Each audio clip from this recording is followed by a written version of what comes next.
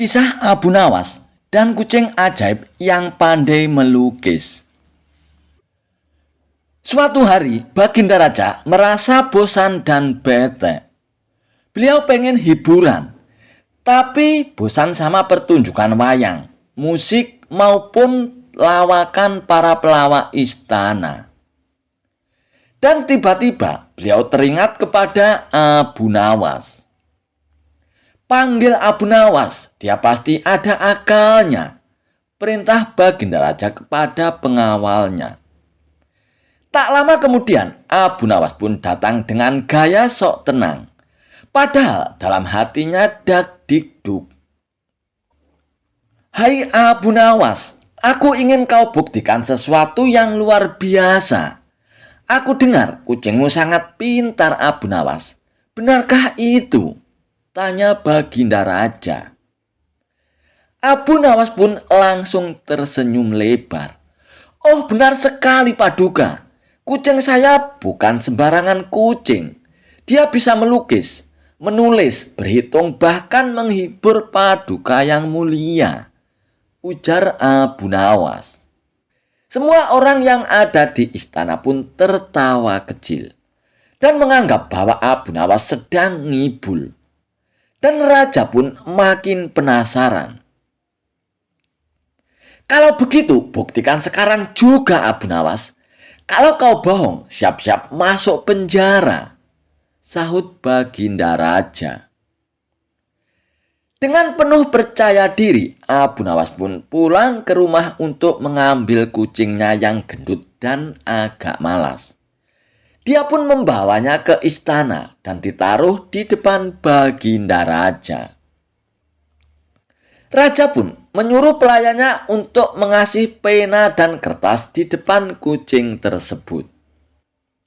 Dan tentu saja, kucing itu pun hanya bengong. Melihat hal itu, Raja pun mulai marah. Hai Abu Nawas, kucingmu hanya duduk malas. Mana buktinya ia bisa menulis? Gertak Baginda Raja.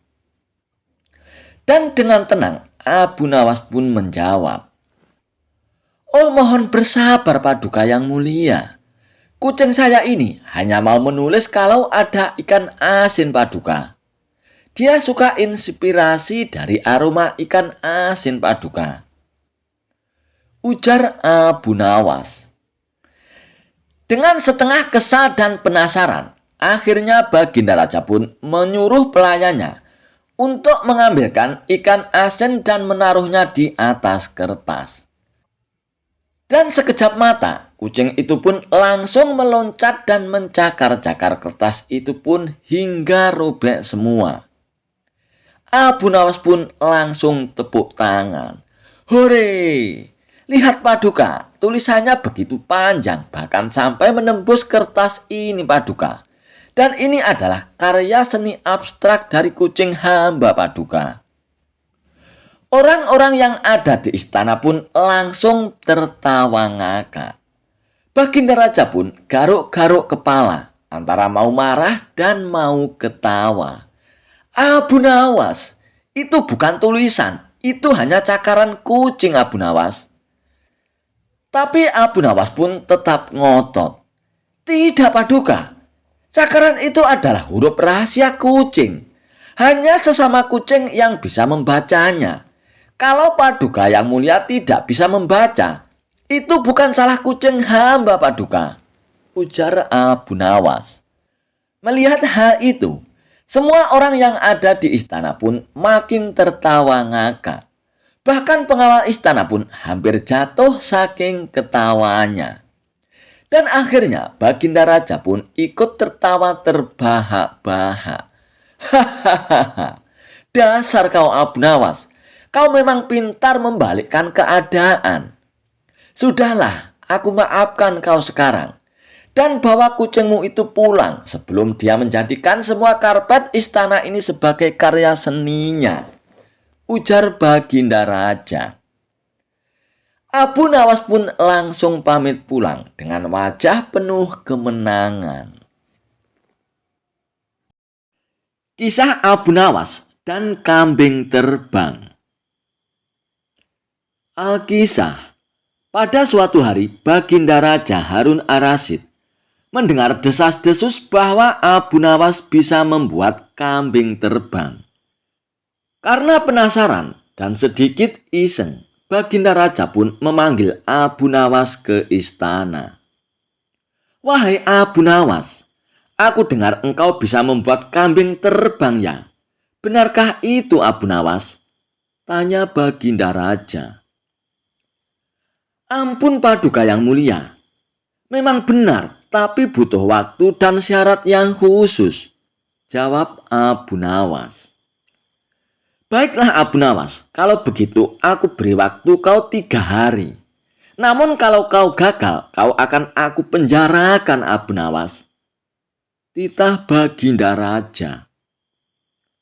Lalu Abu Nawas pun pulang ke rumah dengan kepala cenut-cenut. Dalam hatinya ia pun bergumam, "Gimana caranya bikin kambing bisa terbang? Terbang dari mana? Dari dapur ya?" Namun namanya saja Abu Nawas. Ia pun tidak kehabisan akal untuk membuat kambing terbang. Keesokan harinya Abu Nawas pun datang ke istana, menggiring seekor kambing yang gemuk, sambil menenteng balon-balon besar yang sudah berisi gas. Di punggung kambing tersebut terikat bulu-bulu ayam yang berbentuk sayap yang sudah dijahit dengan rapi. Semua orang di istana pun tertawa terpingkal-pingkal melihat kambing tersebut. Namun Abu Nawas pun tetap serius. "Ampun Paduka yang mulia, sebentar lagi kambing ini akan terbang. Tapi ia malu karena banyak orang yang melihat. Bisakah kita buat sepi dahulu tempat ini Paduka?" ujar Abu Nawas. Baginda Raja pun tertawa kegelian, namun ia pun mengiyakannya. Abu Nawas pun membawa kambing itu ke taman belakang istana. Lalu Abu Nawas pun mengikatkan balon-balon yang sudah diisi gas itu pada kambing tersebut. Dan benar saja, tiba-tiba kambing itu pun terangkat oleh balon-balon itu ke udara. Akan tetapi kambing itu malah nyangkut pada pohon mangga di istana. "Ampun Paduka yang mulia, kambing itu sudah bisa terbang Paduka. Tapi karena takut ketinggian, ia pun mendarat darurat di pohon mangga Paduka," ujar Abu Nawas. Melihat itu, Baginda Raja pun tertawa terpingkal-pingkal. "Hahaha, dasar kau Abu Nawas, kau memang tidak pernah kehabisan akal. Baiklah, kau aku bebaskan dari hukumanmu.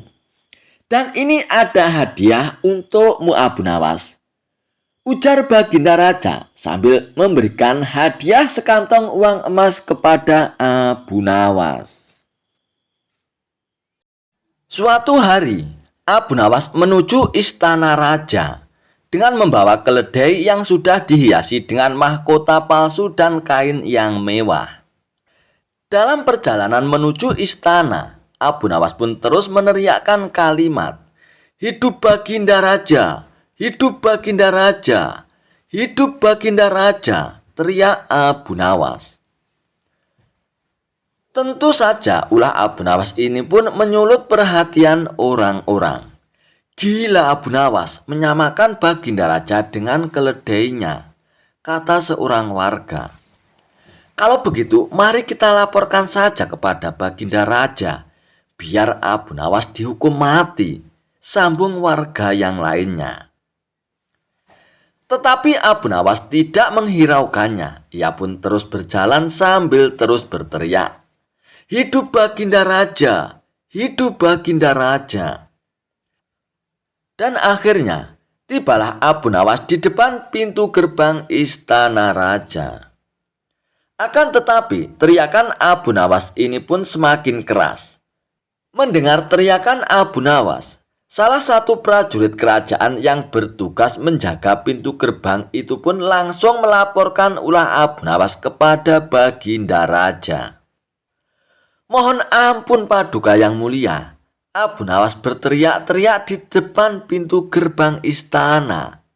Ia mengatakan, "Hidup Baginda Raja, hidup Baginda Raja." Lapor prajurit itu kepada Baginda Raja. "Apa yang tidak beres? Itu kan wajar saja. Ia kan rakyatku juga," ujar Baginda Raja. "Tapi Paduka yang mulia," Abu Nawas berteriak sambil menarik keledainya yang berhias mahkota dan kain yang indah. "Seolah-olah keledainya itu rajanya," kata prajurit itu. Dan laporan prajurit itu pun diperkuat dengan kedatangan puluhan warga yang melaporkan aksi Abu Nawas. Warga tidak terima rajanya disamakan dengan keledainya Abu Nawas. Mendapat laporan itu, Baginda Raja pun menjadi murka. Wajahnya langsung memerah. "Kurang ajar Abu Nawas. Prajurit, tangkap Abu Nawas sekarang. Bawa dia ke hadapanku," perintah Baginda Raja. Tidak butuh waktu lama, Abu Nawas pun diringkus dan diseret ke hadapan Baginda Raja. "Hei Abu Nawas, apa maksud perbuatanmu itu? Berani sekali kau menyamakan aku dengan keledaimu," bentak Baginda Raja. Dengan tenang dan santai, Abu Nawas pun menjawab, "Begini Paduka yang mulia, saya hanya ingin menunjukkan betapa banyak rakyat Paduka yang mencintai Paduka yang mulia. Tapi sayang mereka terlalu bodoh menilai perbuatan saya ini," kata Abu Nawas. "Lihatlah penampilan saya Paduka. Saya menggunakan jubah yang indah. Begitu juga dengan keledai saya ini. Saya pakaikan mahkota dan kain yang indah," sambung Abu Nawas. "Dan itu semata-mata karena saya akan meneriakkan nama dari seorang raja yang mulia. Itu bentuk penghormatan saya saat menyebut nama Paduka Raja," terang Abu Nawas. Setelah mendengar penjelasan Abu Nawas dengan panjang lebar, Baginda Raja pun tidak dapat menahan tawanya. Ia pun mengerti tujuan Abu Nawas. Bahkan Baginda Raja pun memuji kecerdikan Abu Nawas. Dan akhirnya ia pun memberikan hadiah kepada Abu Nawas. Untuk kesekian kalinya, Baginda Raja ingin kembali menguji kecerdasan Abu Nawas. Ia mengatakan kepada Abu Nawas bahwa dirinya ingin sesuatu yang tidak ada di dunia ini. Tentu saja keinginan Baginda Raja tersebut sempat membuat Abu Nawas kebingungan. "Sesuatu apakah itu yang Paduka maksud?" tanya Abu Nawas. "Apapun Abu Nawas, yang pasti sesuatu yang tidak ada di dunia ini," jawab Baginda Raja. "Baiklah Paduka yang mulia. Beri waktu hamba 3 hari untuk mencarinya Paduka," balas Abu Nawas. Kemudian Abu Nawas pun pamit undur diri dari hadapan Baginda Raja. Dalam kurun waktu 3 hari, Abu Nawas pun belum bisa mendapatkan jawaban atas permasalahan yang dihadapinya. Hingga waktu yang ditentukan pun tiba, Abu Nawas pun belum juga mendapatkan solusi. Ia pun pasrah bila seandainya harus mendapat hukuman dari Baginda Raja. Ketika Abu Nawas hendak bersiap-siap pergi ke istana, matanya tertuju pada sebuah peti kecil yang tergeletak di pojokan rumahnya, yang sudah berumur dan sudah lapuk. "Dari mana kamu mendapatkan peti itu, istriku?" tanya Abu Nawas kepada istrinya. "Aku menemukannya di gudang. Sayang kalau tidak dimanfaatkan," balas istri Abu Nawas. Karena penasaran, Abu Nawas pun kemudian menghampiri peti tersebut. Dan kemudian ia pun membukanya. Dan ternyata isinya kosong. Dan dari sinilah muncul ide yang cemerlang pada diri Abu Nawas. Dengan penuh percaya diri, Abu Nawas pun segera pergi ke istana dengan membawa peti yang baru saja ditemukan tersebut. Dan ia pun langsung menghadap Baginda Raja.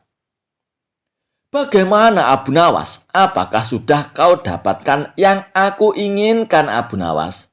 tanya Baginda Raja. "Sudah, Paduka, hamba menyimpannya di dalam peti ini," jawab Abu Nawas sambil menunjukkan peti yang dibawanya. "Apa isinya peti itu, Abu Nawas?" tanya Baginda Raja dengan penasaran. "Yang pasti, sesuatu yang tidak ada di dunia ini sesuai dengan permintaan Paduka yang mulia," jawab Abu Nawas. "Baiklah Abu Nawas, coba berikan peti itu padaku." Lalu dengan sangat hati-hati, Abu Nawas pun mengangkat peti itu dan menyerahkannya kepada Baginda Raja. Seolah-olah di dalam peti tersebut berisi sesuatu yang sangat berharga. Melihat cara Abu Nawas memperlakukan peti tersebut dengan sangat hati-hati, semakin membuat Baginda Raja pun tambah penasaran. Akan tetapi saat Baginda Raja membuka peti tersebut, ternyata isinya kosong. "Tidak ada apa-apanya, Abu Nawas. Mana isinya? Aku tidak melihatnya, Abu Nawas," tanya Baginda Raja kembali. Dan dengan entengnya Abu Nawas pun menjawab, "Begini Paduka yang mulia, sesuatu yang tidak ada di dunia ini tidak mungkin bisa terlihat di dunia, Paduka," jelas Abu Nawas. Mendengar penuturan Abu Nawas, seketika Baginda Raja pun tertawa dan mengakui kecerdikan Abu Nawas. Kisah Abu Nawas menginap di rumah pencuri hingga membuatnya tobat. Kecerdikan Abu Nawas mengerjai seorang pencuri seakan tidak ada habisnya. Kali ini dia kembali mengerjai seorang pencuri saat hendak beraksi di rumahnya. Suatu malam, saat sedang tidur pulas, Abu Nawas dikagetkan suara berisik dari ruang tengah rumahnya. Kemudian ia pun turun dari tempat tidurnya dan beringsut menuju pintu kamar untuk mengintip. Dia pun mengintip melalui lubang kunci dan dilihatnya ada seorang pencuri sedang memasukkan barang-barang miliknya ke karung besar. Hampir semua barang-barang di ruang tengah rumahnya diambil tanpa tersisa sedikit pun. Setelah selesai dengan aksinya, sang pencuri pun memangkul karung besar yang berisi barang-barang curian itu ke atas bahunya, lalu kabur lewat jendela. Melihat hal itu, Abu Nawas sengaja membiarkannya. Ia tidak berteriak minta tolong ataupun menghardik si pencuri, karena ingin membuatnya kapok tanpa harus menggunakan kekerasan. Ketika si pencuri sudah berjalan keluar rumah dengan membawa barang-barang curian, diam-diam Abu Nawas mengikutinya dari belakang. Setelah menempuh perjalanan lumayan jauh, si pencuri terlihat kelelahan. Bagaimana tidak, sebab barang-barang curian yang dibawanya pun sangat banyak. Dan akhirnya sampailah si pencuri di depan rumahnya. Dia segera masuk dan beristirahat. Saking capeknya, pencuri itu pun sampai lupa menutup pintunya kembali. Sehingga dengan mudah Abu Nawas pun ikut masuk ke rumah sang pencuri. Tak lama kemudian si pencuri mulai membuka karung dan mengambil barang-barang hasil curiannya. Dimulai dari barang berharga sampai barang-barang rumah tangga seperti gelas, piring, hingga mangkok. Si pencuri pun lalu meletakkan semua barang-barang tersebut sesuai dengan tempatnya, seolah baru pindahan rumah. Sementara itu, Abu Nawas terus mengamati dari belakang sambil duduk santai. Merasa curiga ada orang di sekitarnya, si pencuri pun menoleh ke belakang. Dan betapa kagetnya dia melihat Abu Nawas ada di dalam rumahnya.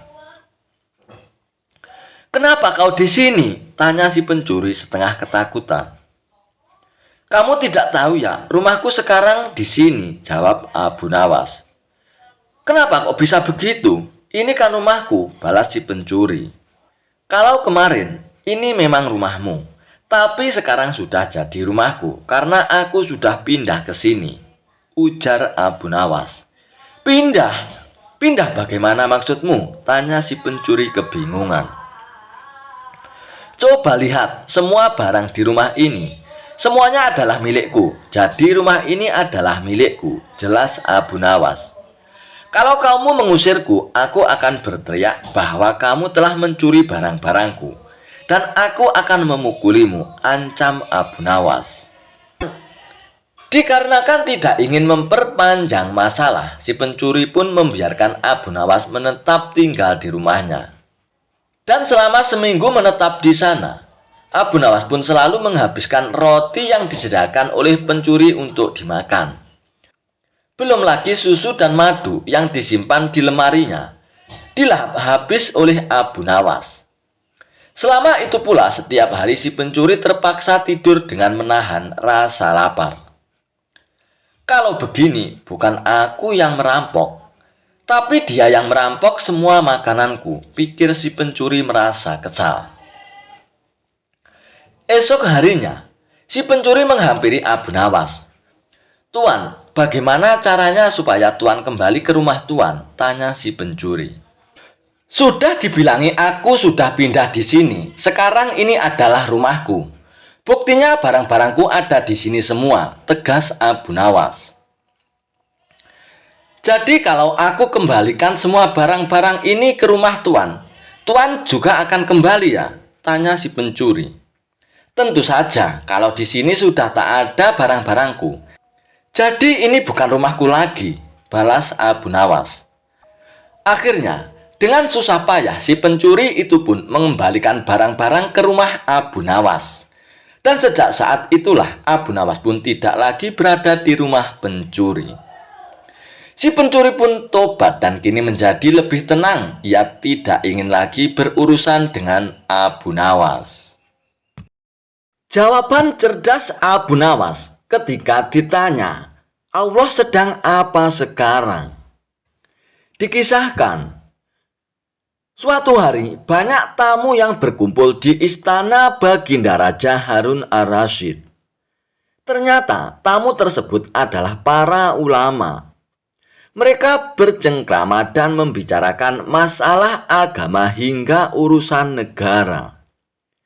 Di sela-sela waktu santainya, para ulama tersebut menerima pertanyaan dari Baginda Raja. "Adakah di antara kalian yang tahu kira-kira Allah sedang apa sekarang?" tanya Baginda Raja kepada para ulama.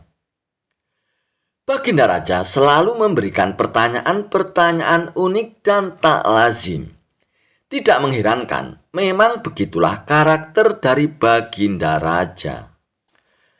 "Apakah Paduka tidak mempercayai keberadaan Allah?" tanya balik salah satu dari para ulama tersebut. "Saya sangat percaya adanya Allah, dan saya percaya Allah maha segala-galanya, menguasai segala alam semesta dan alam akhirat. Dan yang saya tanyakan, kira-kira Allah sedang apa sekarang?" tanya Baginda Raja lagi. Para ulama pun saling memandang satu sama lain. Mereka tidak tahu harus menjawab apa. Tidak selayaknya Baginda Raja bertanya seperti itu. "Jangan samakan zat Allah dan manusia," kata mereka. "Sudah saya katakan, saya tidak menyamakan zat Allah dengan apapun, apalagi dengan manusia. Saya hanya penasaran kira-kira Allah sedang apa sekarang. Kalau tidak tahu, bilang saja tidak tahu," balas Baginda Raja. Sejenak suasana pun menjadi hening. Baginda Raja pun teringat dengan sosok Abu Nawas. "Apakah mungkin Abu Nawas bisa menjawab pertanyaanku ini?" ujar Baginda Raja dalam hatinya. Lalu Baginda Raja pun menyuruh para pengawalnya untuk segera menjemput Abu Nawas. Bergegaslah beberapa pengawal pergi menuju tempat tinggal Abu Nawas. Tetapi saat itu Abu Nawas sedang tidak berada di rumah. Dan menurut istrinya, dia sedang berada di warung. Para pengawal itu pun langsung bergegas menuju warung, tempat Abu Nawas nongkrong bersama kawan-kawannya. "Wahai Abu Nawas, kamu dipanggil Baginda Raja untuk menghadap sekarang," ujar salah satu pengawal. Dengan pakaian seadanya, Abu Nawas pun bergegas ke istana bersama dengan beberapa pengawal istana. Saat tiba di istana, terlihat beberapa ulama sedang berkumpul. Baginda Raja tampak duduk berwibawa di atas singgasananya. Setibanya di istana, Baginda Raja pun langsung memanggil Abu Nawas. "Wahai Abu Nawas, kemarilah," titah Baginda Raja. Abu Nawas pun segera menuju ke depan setelah menyapa para ulama. Belum sempat Abu Nawas untuk duduk dengan sempurna. Tanpa basa-basi, Baginda Raja bertanya kepada Abu Nawas. "Wahai Abu Nawas, saya mau menguji kecerdasanmu. Apakah kamu bisa menjawabnya atau tidak?" "Para ulama di sini tidak ada yang bisa menjawab pertanyaanku, Abu Nawas," ujar Baginda Raja kepada Abu Nawas. "Wahai Paduka yang mulia, beliau-beliau ini adalah ulama yang berilmu agama tinggi, sedangkan hamba hanyalah orang biasa. Tidak pantas rasanya kalau saya menjawab pertanyaan Paduka yang mulia," sahut Abu Nawas. "Namun, jika berkenan, pertanyaan seperti apakah yang Paduka tanyakan?" sambung Abu Nawas.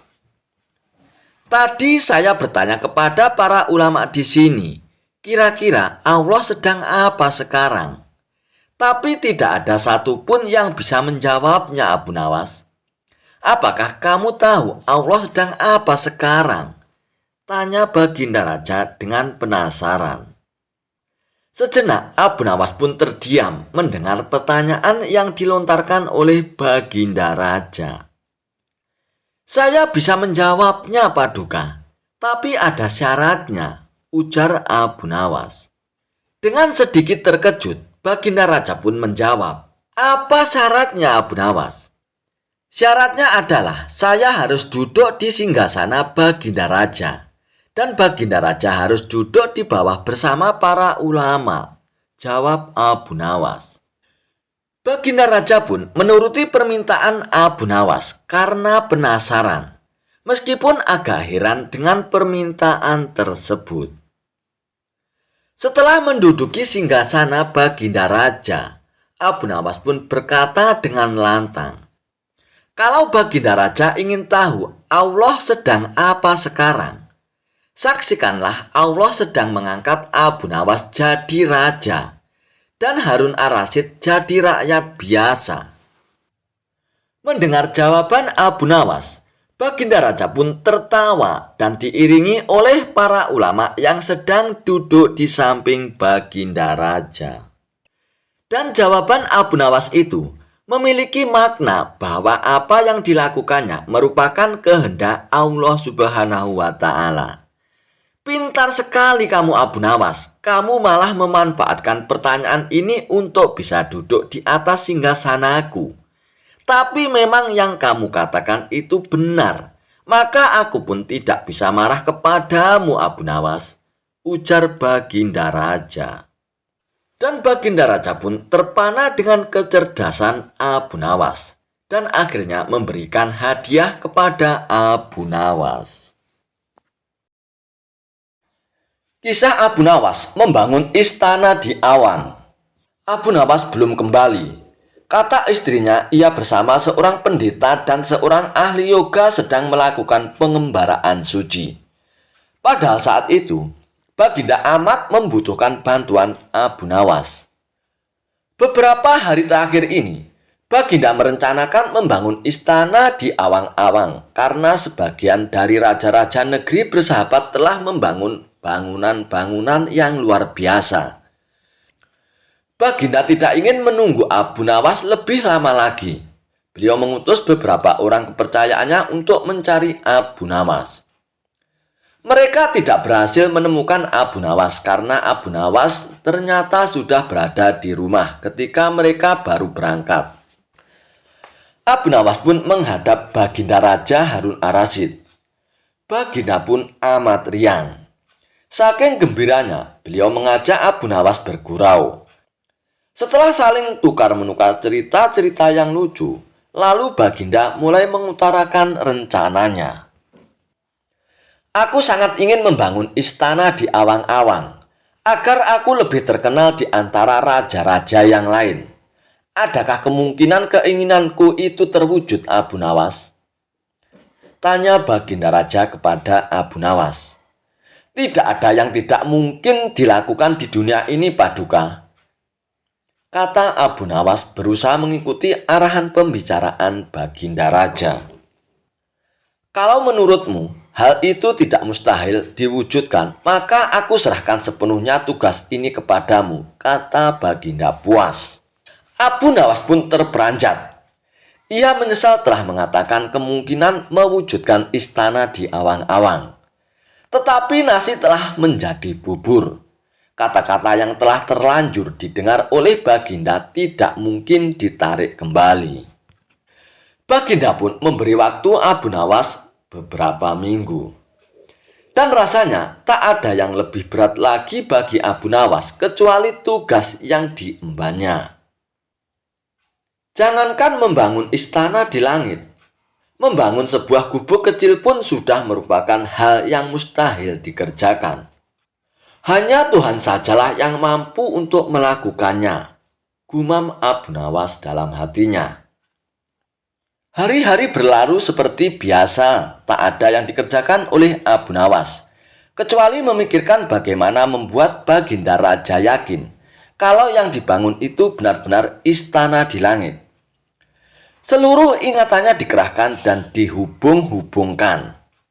Abu Nawas bahkan berusaha menjangkau masa kanak-kanaknya, sampai ia teringat bahwa dulu ia pernah bermain layang-layang. Dan inilah yang membuat Abu Nawas girang. Abu Nawas tidak menyia-nyiakan waktu lagi. Ia bersama beberapa kawannya merancang layang-layang raksasa terbentuk persegi 4. Dan setelah selesai, baru Abu Nawas melukis pintu-pintu serta jendela-jendela dan ornamen-ornamen lainnya. Ketika semuanya telah selesai, Abu Nawas dan kawan-kawannya menerbangkan layang-layang raksasa itu dari suatu tempat yang dirahasiakan.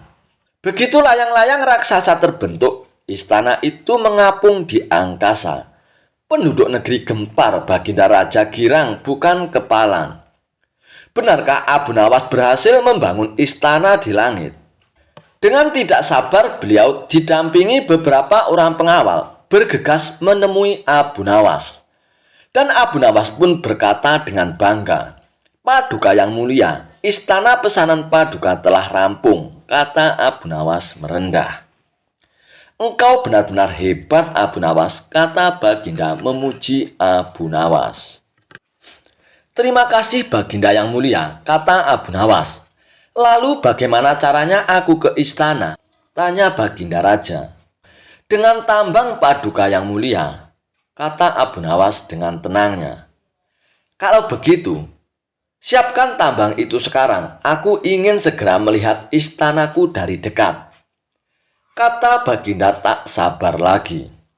Hamba Paduka yang mulia, hamba kemarin lupa memasang tambang itu sehingga seorang kawan hamba tertinggal di sana dan tidak bisa turun. Kata Abu Nawas mulai berkelit.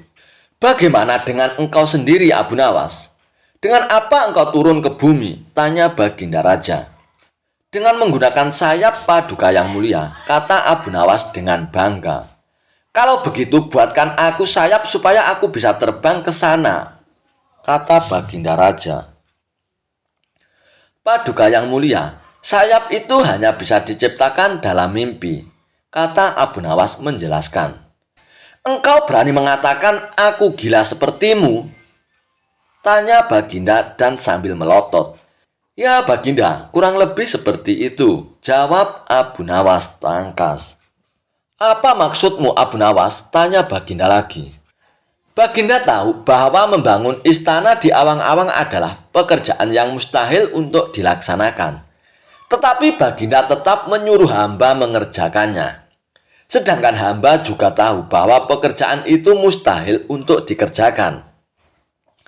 Tetapi hamba tetap menyanggupinya. Titah Baginda yang tidak masuk akal itu, kata Abu Nawas berusaha menjelaskan kepada Baginda Raja. Tanpa menoleh, Baginda Raja pun kembali ke istana diiringi para pengawalnya. Abu Nawas berdiri sendirian sambil memandang ke atas melihat istana terapung di awang. Abu Nawas dianggap menjadi nabi palsu. Dikisahkan, Baginda Raja telah mengangkat penasihat istana yang baru. Namun dengan keberadaan penasihat ini, membuat Abu Nawas sulit sekali untuk menemui Baginda Raja. Penasihat istana yang baru itu memang tidak suka dengan Abu Nawas, sehingga segala cara ia lakukan agar Abu Nawas menjauh dari Baginda Raja. Abu Nawas pun menangkap gelagat yang tidak beres dengan perilaku penasihat istana yang baru tersebut. Hingga pada suatu hari, Abu Nawas kedatangan seorang tamu yang sedang ditimpa masalah. Tanah dan rumahnya telah dirampas oleh penasihat yang baru tersebut. Dan kini ia hendak meminta keadilan agar tanah dan rumahnya bisa kembali lagi. Kenapa dia melakukan itu padamu, Tuan? Tanya Abu Nawas. Penasihat itu adalah tetanggaku, Abu Nawas. Rumahku berdampingan dengan rumahnya. Namun ketika ia hendak membangun rumahnya lagi yang lebih megah, ia merampas tanah dan rumahku hanya untuk memperluas bangunan rumahnya. Dan katanya, ini semua ia lakukan demi kepentingan kerajaan. Kata tamu tersebut memberitahu kepada Abu Nawas. Sesaat Abu Nawas pun terdiam. Ia merasa bingung dan tidak tahu bagaimana cara mengadukan hal ini kepada Baginda Raja. Sedangkan saat ini untuk menemui Baginda Raja sangatlah sulit. Itu semua dikarenakan ulah daripada penasihat istana yang baru tersebut. Setelah lama berpikir, Abu Nawas pun menemukan solusinya. Sebaiknya kamu pulang dulu, Tuan. Aku akan ke istana untuk membantu permasalahanmu, kata Abu Nawas kepada tamunya itu. Singkat cerita, datanglah Abu Nawas ke istana dengan mengenakan jubah panjang dan membawa tongkat di tangannya. Melihat kehadiran Abu Nawas di depan pintu gerbang istana, sang penasihat itu pun segera mencegah Abu Nawas agar tidak masuk ke istana. Akan tetapi, terlintas rasa penasaran, kenapa Abu Nawas berpakaian tidak seperti biasanya. Hai Abu Nawas, mau apa kau ke istana dan kenapa kau berpenampilan seperti itu? Tanya penasihat istana. Aku adalah orang yang suci, akan menemui Paduka Raja, jawab Abu Nawas. Apa? Orang suci? Maksudmu sekarang kau menjadi seorang nabi ya? Tanya penasihat istana. Sudahlah Tuan Penasihat, beritahu kepada rajamu bahwa orang suci akan menghadapnya, kata Abu Nawas. Dan tiba-tiba terlintas di benak penasihat istana itu akan sebuah rencana jahat untuk memfitnah Abu Nawas. Baiklah Abu Nawas, kali ini kau aku bolehkan masuk ke istana, kata penasihat istana itu. Maka diantarlah Abu Nawas menghadap Baginda Raja. Sesampainya di hadapan Baginda Raja, sang penasihat itu pun langsung melancarkan rencana jahatnya. Wahai Paduka yang mulia, Abu Nawas sekarang telah mengaku sebagai seorang nabi, Paduka. Dia mengatakan bahwa dia adalah orang suci. Lapor penasihat itu kepada Baginda Raja. Spontan saja Baginda Raja pun terkejut mendengarnya. Apa benar begitu, wahai Abu Nawas? Kau jangan macam-macam, Abu Nawas. Aku bisa saja menghukummu dengan hukuman mati, Abu Nawas, karena kau berani mengaku-ngaku sebagai seorang nabi, bentak Baginda Raja. Abu Nawas pun hanya tersenyum dan berkata, "Yang pasti, aku adalah orang suci, Paduka," balas Abu Nawas dengan berlagak seperti seorang nabi. Akan tetapi, Baginda Raja menangkap ada maksud lain dari semua perilaku Abu Nawas ini. Ia tahu bahwa apa yang dilakukan Abu Nawas semata-mata agar Abu Nawas bisa bertemu dengan Baginda Raja. Sementara itu, penasihat istana itu pun segera memanfaatkan situasi ini untuk mencari muka di hadapan Baginda Raja. Ia pun berpura-pura ikut emosi dengan pengakuan Abu Nawas sebagai seorang nabi itu. Niatnya ia ingin memamerkan kepada Baginda Raja bahwa ia bisa dengan mudah menjebak Abu Nawas. Jadi benarkah kau ini seorang nabi, Abu Nawas? Kalau kau Nabi Ibrahim, pasti punya mukjizat. Ketika dimasukkan ke dalam api, maka api akan menjadi dingin. Untuk membuktikannya, kami ingin membakarmu. Jika api tidak menyentuh kulitmu sedikit pun, maka kami akan beriman kepadamu, kata penasihat istana. Itu terlalu mudah. Dan lagian, orang yang membakar Nabi Ibrahim adalah orang yang tidak mempercayai Allah. Apakah kamu termasuk orang seperti itu? Tanya Abu Nawas. Ya bukanlah, Abu Nawas. Aku mengimani Allah sebagai Tuhanku, jawab penasihat istana. Kalau begitu, janganlah berperilaku sepertinya, balas Abu Nawas. Lalu kau siapa? Kau Nabi Musa ya? Coba lemparkan tongkatmu. Kalau kau memang Nabi Musa, maka tongkatmu itu pasti akan berubah menjadi ular, kata penasihat istana.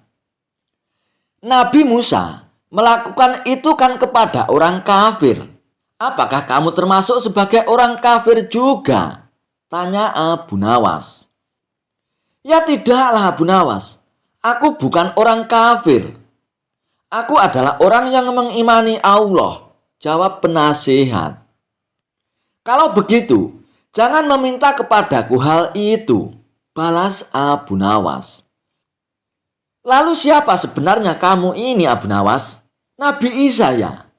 Yang aku tahu, Nabi Isa bisa menghidupkan orang yang sudah mati. Bisakah kau tunjukkan mukjizatmu itu? Kata penasihat istana. Baiklah, aku akan buktikan kepadamu, balas Abu Nawas.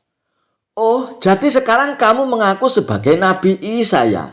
Ayo buktikan kepada kami mukjizatmu itu, Abu Nawas, perintah penasihat istana. Oh, tentu saja, aku akan buktikan. Pertama-tama, aku akan membunuhmu dengan tongkatku ini. Kalau kau sudah mati, nanti dalam sekejap aku akan menghidupkanmu kembali, ucap Abu Nawas. Mendengar itu, penasihat istana itu pun merasa takut. Dan ia pun lari menjauh dari Abu Nawas. Abu Nawas pun segera berlari mengejar penasihat itu untuk dipukul dengan tongkatnya. Melihat itu, Baginda Raja pun berusaha mencegah Abu Nawas. Hai Abu Nawas, berhenti. Berhenti dulu, Abu Nawas. Sebenarnya apa maksud dari perbuatanmu ini, Abu Nawas? "Kenapa pula kau mengaku-ngaku sebagai seorang nabi?" tanya Baginda Raja. "Siapa bilang aku mengaku seorang nabi, Paduka? Itu kan hanya anggapan penasihat istana saja. Aku mengaku sebagai orang suci, Paduka. Suci dari hadas besar dan hadas kecil. Karena sebelum kemari tadi, aku berwudu terlebih dahulu, Paduka," jelas Abu Nawas. "Lalu apa maksudmu melakukan hal ini, Abu Nawas?" tanya Baginda Raja. "Bukankah beberapa minggu ini Paduka merasakan bahwa hamba tidak pernah lagi ke istana? Itu semua dikarenakan ulah penasihat istana, Paduka, yang selalu mencegah hamba untuk menemui Paduka yang mulia. Dan dia juga telah berlaku zalim kepada tetangganya, Paduka. Dia telah merampas rumah dan tanah tetangganya demi untuk membangun rumahnya agar lebih luas dan megah," tutur Abu Nawas. Begitu mendengar laporan tersebut, Baginda Raja pun langsung mengecek kebenarannya. Dan ternyata semua yang dikatakan oleh Abu Nawas benar adanya. Tanpa pikir panjang, Baginda Raja pun akhirnya memecat penasihat istana yang baru itu. Dan akhirnya, penasihat istana yang baru itu pun dijebloskan ke dalam penjara. Kisah Abu Nawas memenangkan lomba berburu. Suatu hari yang cerah, Raja Harun ar-Rasyid dan para pengawalnya meninggalkan istana untuk berburu. Namun di tengah perjalanan, salah satu pejabat kerajaan yang bernama Abu Jahil menyusul dengan terengah-engah di atas kudanya. Baginda hamba mau mengusulkan sesuatu," kata Abu Jahil sambil mendekati sang raja. "Apa usulmu, wahai Abu Jahil?" tanya Baginda Raja. "Agar acara berburu ini lebih menarik dan disaksikan banyak penduduk, bagaimana kalau kita sayembara saja?" ujar Abu Jahil dengan raut wajah serius. Baginda Raja pun terdiam sejenak dan mengangguk-anggukkan kepala. "Hamba ingin beradu ketangkasan dengan Abu Nawas, dan nanti pemenangnya akan mendapatkan sepundi uang emas. Tapi kalau kalah, hukumannya adalah dengan memandikan kuda-kuda di istana selama 1 bulan," tutur Abu Jahil meyakinkan Baginda Raja. Dan akhirnya, Baginda Raja pun menyetujui usulan dari Abu Jahil tersebut. Hitung-hitung sayembara itu akan memberikan hiburan kepadanya. Maka dipanggillah Abu Nawas untuk menghadap Baginda Raja. Dan Abu Nawas pun segera menghadap Raja Harun ar-Rasyid. Ia pun diberi petunjuk panjang lebar oleh Baginda Raja. Namun pada awalnya Abu Nawas menolak sayembara tersebut karena ia tahu bahwa semua ini adalah akal licik dari Abu Jahil yang ingin menyingkirkannya dari istana. Tapi Baginda Raja Harun ar-Rasyid memaksa dan Abu Nawas tak bisa menolaknya. Abu Nawas pun berpikir sejenak. Ia tahu kalau Abu Jahil sekarang diangkat menjadi pejabat istana. Ia pasti mengerahkan semua anak buahnya untuk menyumbang seekor binatang buruannya di hutan nanti. Namun karena kecerdikannya, Abu Nawas pun tersenyum riang. Abu Jahil yang amat melihat perubahan raut muka Abu Nawas menjadi penasaran dibuatnya. Mana mungkin Abu Nawas bisa mengalahkan dirinya kali ini, pikir Abu Jahil dalam hatinya. Akhirnya, Baginda Raja pun menggiring mereka ke tengah alun-alun istana. Raja dan seluruh rakyat menunggu siapa yang akan menjadi pemenang dalam perlombaan berburu itu. Trompet tanda mulai adu ketangkasan pun telah ditiup. Abu Jahil segera memacu kudanya secepat kilat menuju hutan belantara. Namun anehnya, Abu Nawas justru sebaliknya. Ia dengan santainya menaiki kuda sehingga para penonton banyak yang berteriak. Menjelang sore hari, tampaklah kuda Abu Jahil memasuki pintu gerbang istana. Ia pun mendapat sambutan meriah dan tepuk tangan dari rakyat yang menyaksikannya. Di sisi kanan dan kiri kuda Abu Jahil tampak puluhan hewan yang mati terpanah. Abu Jahil dengan senyum bangga memperlihatkan semua binatang buruannya di tengah-tengah lapangan. Aku, Abu Jahil, berhak memenangkan lomba ini. Lihat, binatang buruanku banyak.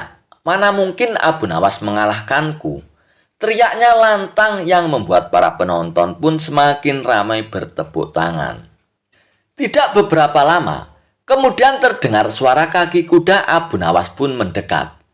Semua orang mentertawakan dan meneriakinya karena Abu Nawas tak membawa satupun binatang buruan di kudanya. Tapi Abu Nawas tidak tampak gusar sama sekali. Ia malah tersenyum dan melambaikan tangannya.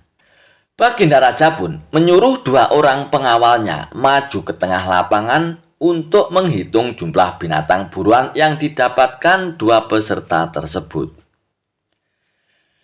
Dan kesempatan pertama, para pengawal menghitung jumlah binatang hasil buruan Abu Jahil. 35 ekor kelinci ditambah 5 ekor rusa dan 2 ekor babi hutan, kata salah satu pengawal. Kalau begitu, akulah pemenangnya karena Abu Nawas tak membawa seekor binatang pun, teriak Abu Jahil dengan sombongnya. Tenang, tenang, aku membawa ribuan binatang. Jelaslah aku pemenangnya. Dan engkaulah wahai Abu Jahil. Silakan memandikan kuda-kuda di istana menurut aturan lomba. Semua binatang boleh ditangkap, yang penting jumlahnya kan, kata Abu Nawas sambil membuka bambu kuning yang telah diisi dengan ribuan semut merah. Jumlahnya sangat banyak, Baginda, mungkin ribuan. Kami tak sanggup menghitungnya lagi, kata pengawal kerajaan yang menghitung jumlah semut itu. Melihat kenyataan itu, Abu Jahil tiba-tiba saja jatuh pingsan. Baginda Raja pun tertawa terpingkal-pingkal dan langsung memberi hadiah kepada Abu Nawas. Kisah Abu Nawas mencari neraka di siang hari. Suatu hari, Abu Nawas mendapat tugas dari Baginda Raja Harun ar-Rasyid untuk mencari neraka. Baginda Raja ingin tahu bagaimana bentuk dan keadaan neraka itu. Abu Nawas pun berangkat mencari neraka dengan membawa lampu minyak dan menggoyang-goyangkannya sembari berhenti pada setiap sudut rumah. Orang-orang yang melihatnya pun heran dan bertanya-tanya apa yang sedang dilakukan Abu Nawas. "Hai Abu Nawas, apa yang kau lakukan ini?" tanya salah seorang warga. "Aku sedang mencari neraka," jawab Abu Nawas dengan singkat. "Hah? Mencari neraka di siang bolong begini dengan lampu minyak?" tanya warga lagi itu dengan nada tak percaya.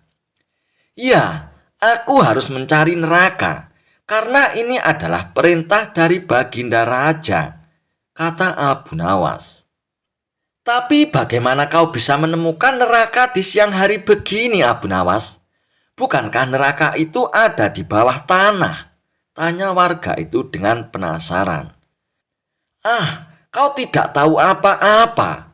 Neraka itu ada di mana-mana.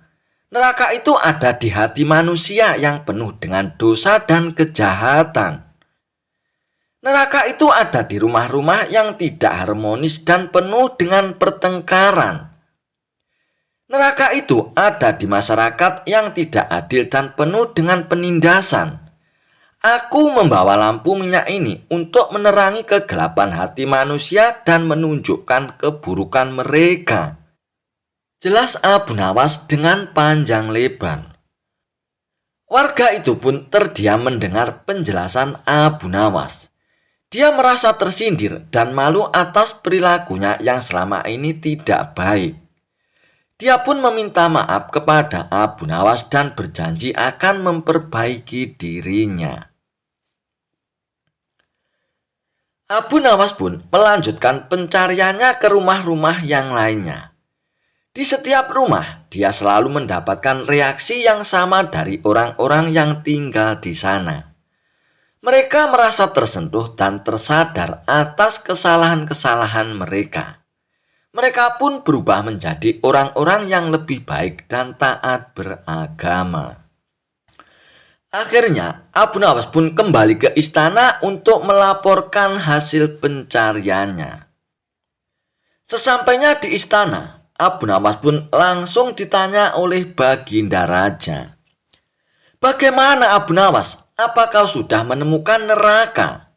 tanya Baginda Raja dengan penasaran. "Ya Paduka yang mulia, aku sudah menemukan neraka," jawab Abu Nawas. "Lalu bagaimana bentuk dan keadaan neraka itu Abu Nawas?" tanya Baginda Raja lagi. "Neraka itu sangat mengerikan Paduka yang mulia. Neraka itu panas dan gelap. Neraka itu penuh dengan api dan azab. Neraka itu penuh dengan tangisan dan jeritan," kata Abu Nawas. "Benarkah itu Abu Nawas? Lalu di mana kau menemukan neraka itu?" tanya Baginda Raja lagi dengan heran. "Di hati manusia Baginda Raja," jawab Abu Nawas. Baginda Raja pun terkejut mendengar jawaban Abu Nawas. Dia pun sadar bahwa apa yang dikatakan Abu Nawas adalah benar adanya. Dan dia pun memuji kecerdasan dan kejeniusan Abu Nawas dalam menyelesaikan tugasnya. Kisah Abu Nawas meruntuhkan kegigihan gajah yang cerdik. Dikisahkan, pada suatu hari Abu Nawas sedang berjalan-jalan santai. Lalu ia pun melihat ada kerumunan massa. Abu Nawas pun bertanya kepada seorang kawan yang kebetulan berjumpa di tengah jalan. "Ada kerumunan apa di sana?" tanya Abu Nawas. "Pertunjukan keliling yang melibatkan gajah ajaib." "Apa maksudmu dengan gajah ajaib?" kata Abu Nawas ingin mengetahuinya. "Gajah yang bisa mengerti bahasa manusia. Dan yang lebih menakjubkan adalah gajah itu hanya mau tunduk kepada pemiliknya saja," kata kawan Abu Nawas menambahkan.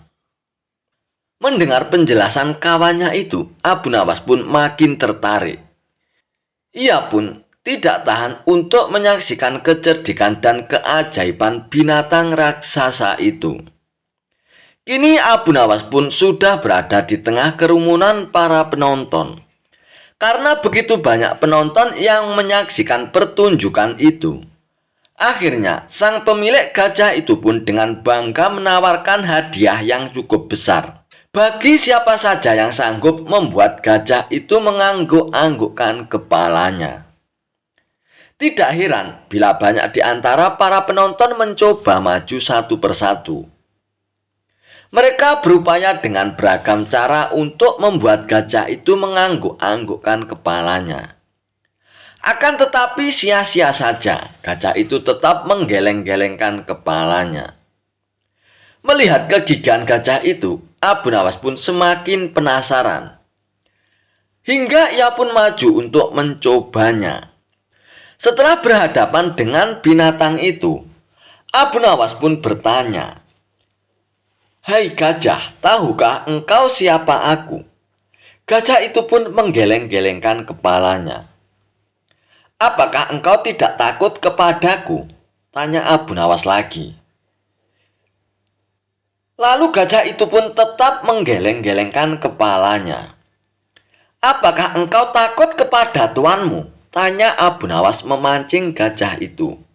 Dan gajah itu pun ternyata mulai ragu. "Bila engkau tetap diam, maka aku akan laporkan kepada tuanmu," lanjut Abu Nawas mulai mengancam. Akhirnya gajah itu pun terpaksa mengangguk-anggukkan kepalanya. Atas keberhasilan Abu Nawas membuat gajah itu mengangguk-anggukkan kepalanya, maka ia pun mendapat hadiah berupa uang yang cukup banyak. Bukan main marahnya pemilik gajah itu hingga ia pun memukuli binatang yang malang itu. Pemilik gajah itu pun malu bukan kepala. Hari berikutnya, ia pun ingin menebus kekalahannya. Kali ini ia melatih gajahnya untuk mengangguk-anggukkan kepalanya. Bahkan ia pun mengancam akan menghukum berat gajahnya bila sampai bisa dipancing penonton untuk mengangguk-anggukkan kepalanya, terutama oleh Abu Nawas. Tak peduli apapun pertanyaan yang diajukannya. Saat-saat yang dinantikan pun tiba. Kini para penonton yang ingin mencoba harus sanggup membuat gajah itu menggeleng-gelengkan kepalanya. Maka seperti hari sebelumnya, para penonton pun tidak ada yang sanggup memaksa gajah itu untuk menggeleng-gelengkan kepalanya. Setelah tidak ada lagi yang mencobanya, lalu Abu Nawas pun maju. Ia pun mengulang pertanyaan yang sama. "Tahukah engkau siapa aku, wahai gajah?" Gajah itu mengangguk-anggukkan kepalanya. "Apakah engkau tidak takut kepadaku?" Namun gajah itu pun tetap mengangguk-anggukkan kepalanya. "Apakah engkau tidak takut kepada tuanmu?" tanya Abu Nawas untuk memancingnya. Gajah itu pun tetap mengangguk-anggukkan kepalanya. Karena binatang itu lebih takut terhadap ancaman tuannya daripada ancaman Abu Nawas. Akhirnya Abu Nawas pun mengeluarkan bungkusan kecil yang berisi balsem panas. "Hai gajah, tahukah engkau apa guna balsem ini?" Gajah itu tetap mengangguk-anggukkan kepalanya. "Oke, baiklah. Bolehkah kugosokkan selangkangmu dengan balsem ini?" Gajah itu pun mengangguk-anggukkan kepalanya. Lalu Abu Nawas pun menggosok selangkang binatang itu dengan balsemnya. Tentu saja gajah itu pun merasa agak kepanasan dan mulai panik. Kemudian Abu Nawas pun mengeluarkan bungkusan yang cukup besar. Dan bungkusan itu ternyata berisi balsem juga. "Hei gajah, maukah engkau bila balsem ini kuhabiskan untuk menggosok selangkangmu?" tanya Abu Nawas yang mulai mengancam. Gajah itu pun mulai ketakutan. Dan rupanya ia lupa ancaman tuannya, sehingga ia pun terpaksa menggeleng-gelengkan kepalanya sambil mundur beberapa langkah. Dan akhirnya, dengan kecerdikannya, Abu Nawas pun mampu memenangkan sayembara itu kembali. Pada suatu hari, Baginda Raja Harun Ar-Rasyid mengundang ulama yang bernama Syekh Faqih dengan tujuan untuk diajaknya berdiskusi mengenai pengetahuan agama.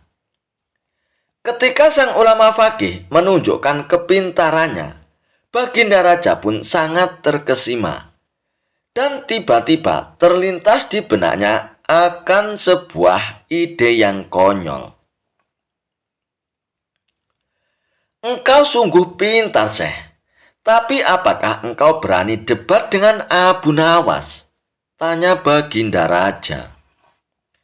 "Kalau debatnya tentang hukum agama, hamba siap paduka," jawab Syekh Faqih.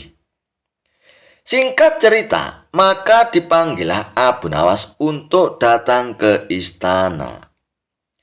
Sesampainya di istana, Baginda Raja pun berkata, "Wahai Abu Nawas, aku ingin kau berdebat dengan Syekh Faqih tentang hukum agama. Apakah kau siap, Abu Nawas?" ujar Baginda Raja. "Ampun paduka yang mulia, tapi ilmu agama bukanlah untuk diperdebatkan, melainkan sebagai petunjuk manusia agar dapat berjalan di atas kebenaran paduka," jawab Abu Nawas. "Iya, aku tahu itu Abu Nawas.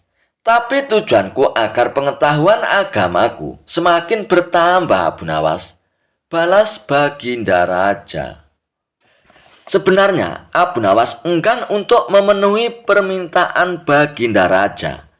Apalagi kalau harus berdebat dengan Syekh Faqih, seorang ulama fikih yang sangat ia hormati. Tetapi karena Baginda Raja terus mendesaknya, maka Abu Nawas pun tak bisa untuk menolaknya. Baiklah Paduka, kalau itu keinginan Paduka, hamba akan memenuhinya, ujar Abu Nawas. Kemudian Baginda Raja pun membuat peraturan bahwa acara debat kali ini, soal yang akan diajukan dari Baginda Raja, dan masing-masing harus menjawabnya dengan jawaban yang berbeda. Baiklah, kita mulai dengan pertanyaan yang pertama. Wahai Syekh, apa yang akan Anda lakukan manakala melihat aku sholat tapi lupa jumlah rokaatnya? Tanya Baginda Raja kepada Syekh Fakih. Saya akan menegur Paduka dan menyuruh Paduka untuk sujud sahwi sebagai pengganti rokaat yang terlupa Paduka, jawab Syekh Fakih. Sekarang giliran kamu untuk menjawabnya Abu Nawas. Apa yang akan kamu lakukan manakala melihat aku sholat tapi lupa dengan jumlah rokaatnya? Tanya Baginda Raja. Apakah Paduka yakin ingin mengetahui jawaban hamba? Dan apakah Paduka tidak akan marah? Kata Abu Nawas balik bertanya. Tentu saja aku mau Abu Nawas. Dan kenapa aku harus marah? Timpal Baginda Raja. Baiklah Paduka yang mulia, untuk menjawab pertanyaan tersebut, hamba butuh sebuah tongkat kayu Paduka, balas Abu Nawas. Untuk apa tongkat kayu Abu Nawas? Tanya Baginda Raja dengan heran. Untuk mempraktekkan jawaban hamba Paduka, jawab Abu Nawas. Kemudian Baginda Raja pun memerintahkan prajuritnya untuk membawakan tongkat kayu dan diberikan kepada Abu Nawas. Awalnya Baginda Raja pun mengira bahwa jawaban yang akan Abu Nawas tunjukkan sebuah jawaban yang unik dan menarik. Tapi tiba-tiba kepala Baginda Raja dipukul pakai tongkat kayu itu oleh Abu Nawas. Dan sontak saja Baginda Raja pun teriak kesakitan. Hai Abu Nawas, kurang ajar kau ini. Apa maksud dari perbuatanmu ini Abu Nawas? Bentak Baginda Raja. Ini adalah jawaban hamba atas pertanyaan yang Paduka berikan, kata Abu Nawas. Maksudmu ini apa Abu Nawas? Kata Baginda Raja bertambah emosi. Begini Paduka yang mulia, saat Paduka menemui tamu seorang raja, apakah Paduka pernah lupa tidak pakai baju? Tanya Abu Nawas. Ya tidak pernah lah Abu Nawas, jawab Baginda Raja. Dan saat Paduka menemui tamu seorang raja, apakah Paduka pernah lupa di mana letak ruang tamu istana Paduka? Tanya Abu Nawas. Itu juga tidak pernah Abu Nawas, jawab Baginda Raja. Paduka yang mulia, menghadapi sesama manusia saja, Paduka tidak pernah lupa apa dan bagaimana yang akan Paduka lakukan. Tapi kepada Tuhan yang menciptakan Paduka, kenapa Paduka sampai lupa jumlah rokaatnya? Bukankah itu sangat keterlaluan Paduka? Sedangkan Paduka masih gagah dan perkasa, dan usia Paduka juga belum tua dan pikun. Dan jawaban yang pantas adalah memukul pakai tongkat kayu ini Paduka, jelas Abu Nawas. Mendengar penjelasan Abu Nawas, Baginda Raja pun hanya terdiam. Tapi kan tidak harus dipukul Abu Nawas, bisa dengan cara yang santun, ujar Baginda Raja. Wahai Paduka yang mulia, seumpama hamba lupa dengan jawaban pertanyaan Paduka, apa yang akan Paduka lakukan terhadap hamba? Tanya Abu Nawas. Tentu saja aku akan menghukummu Abu Nawas karena kau tidak bisa menjawabnya, balas Baginda Raja. Nah, itulah perumpamaan atas jawaban hamba, Paduka. Tak perlu menegurnya dengan santun. Langsung saja pukul pakai tongkat. Timpal Abu Nawas tidak mau kalah. Mendengar penjelasan Abu Nawas, Baginda Raja pun hanya terdiam. Dan ia pun mengakui kecerdikan Abu Nawas. Kisah Abu Nawas dan telur unta. Suatu hari Baginda Raja Harun Ar-Rasyid diserang penyakit yang sangat aneh. Tubuhnya terasa kaku dan pegal semua.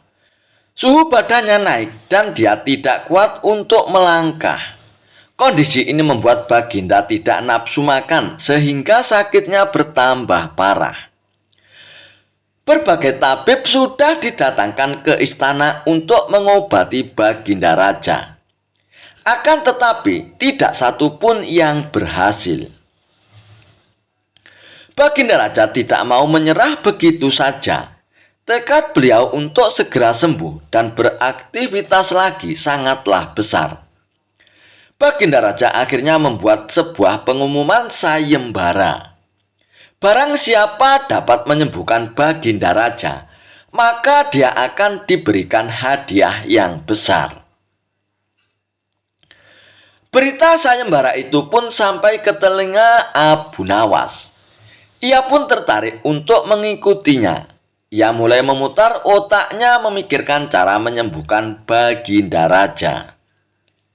Tidak beberapa lama kemudian, Abu Nawas pun menuju ke istana untuk mengajukan diri mengobati Baginda Raja. Baginda Raja pun sangat terkejut melihat pengajuan diri Abu Nawas. Mengingat ia bukanlah seorang tabib, rasanya Abu Nawas tidak mungkin dapat mengobati Baginda Raja. Wahai Abu Nawas, setahuku kamu itu bukan seorang tabib, tapi mengapa engkau mengikuti sayembara ini? Tanya Baginda Raja dengan heran.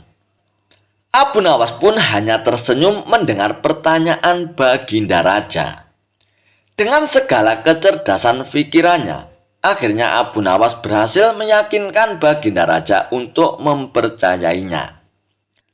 Abu Nawas mulai dengan menanyakan kondisi Baginda Raja, mengobservasi dan menganalisa penyakit yang dialami Baginda Raja.